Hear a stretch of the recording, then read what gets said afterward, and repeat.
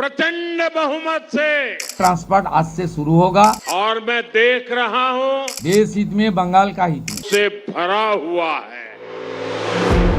ভারত বাংলাদেশ সীমান্ত ঘিরে নতুন করে বাড়ছে উদ্বেগ। পশ্চিমবঙ্গে ক্ষমতায় আসার পর বিজেপি সরকারের প্রথম মন্ত্রিসভার বৈঠকেই নেওয়া হয়েছে কড়া এক সিদ্ধান্ত। নবান্নে অনুষ্ঠিত প্রথম বৈঠকে মুখ্যমন্ত্রী শুভেন্দু অধিকারী ঘোষণা দিয়েছেন, আগামী ৪৫ দিনের মধ্যে ভারত বাংলাদেশ সীমান্তে কাঁটাতারের বেড়া নির্মাণের জন্য প্রয়োজনীয় জমি বিএসএফ এর কাছে হস্তান্তর করা হবে। সরকারি সূত্র বলছে, প্রায় ৬০০ একর জমি সীমান্তরক্ষী বাহিনীর কাছে তুলে দেওয়ার পরিকল্পনা রয়েছে। বিশেষ করে উত্তর ২৪ পরগনা ও দক্ষিণ ২৪ পরগনার মতো স্পর্শকাতর সীমান্ত এলাকাগুলোতে দ্রুত গতিতে বেড়া নির্মাণের কাজ এগিয়ে নেওয়া হবে।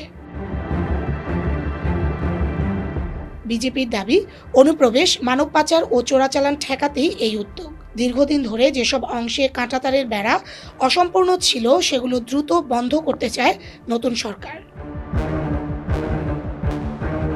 তবে এই সিদ্ধান্ত ঘিরে সীমান্ত এলাকার বাসিন্দাদের মধ্যে তৈরি হয়েছে মিশ্র প্রতিক্রিয়া।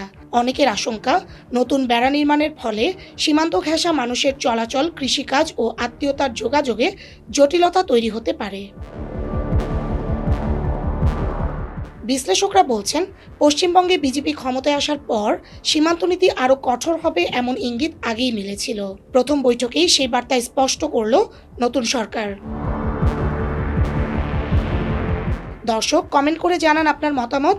আর দেশ বিদেশের সব খবরের তাৎক্ষণিক আপডেট পেতে লাইক, ফলো দিয়ে নিউজ স্টেশন 24 এর সাথেই থাকুন।